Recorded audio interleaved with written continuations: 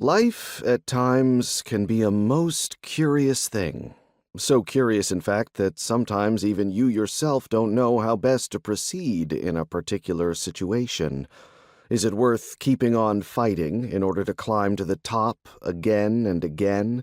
Or would it just be simpler to crawl into the most remote corner of this world and live out your years in peace and solitude?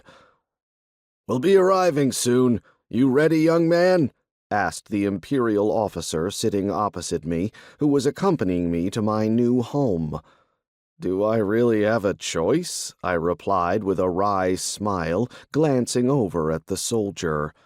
"Fair point," the latter replied, smiling back at me. "But it's not as bad as it seems, kid. Sometimes we have to do things we don't want to. That's life."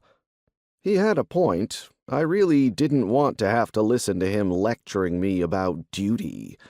I mean, look at him, acting all wise and important while he's basically leading some innocent kid to the slaughter.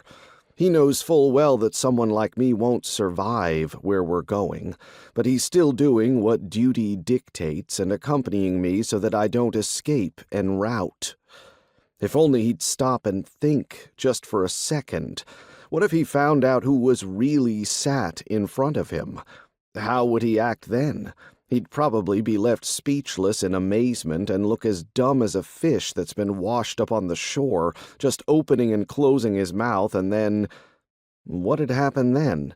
Would he attack me? Or would he hurry to report the incident, so that if he's successful, he might get a promotion and move up the career ladder? "By the way," he said to me, following our mutual silence, "I know that today's already been ruined for you, but maybe I can try and fix that for you." He smiled and reached into his pocket. When he did so, it was almost the death of him. The fool! I was ready to take my knife out of my pocket and slit his throat, not just for the sake of shedding blood. It was just that the last few days had been lousy, frankly. 3 days before my birthday, some representatives of the Arcane Chancery came to see me to inform me that they needed me, and specifically me.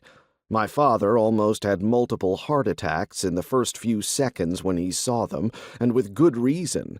He'd made tons of screw-ups in the past that might have caused them to come for him.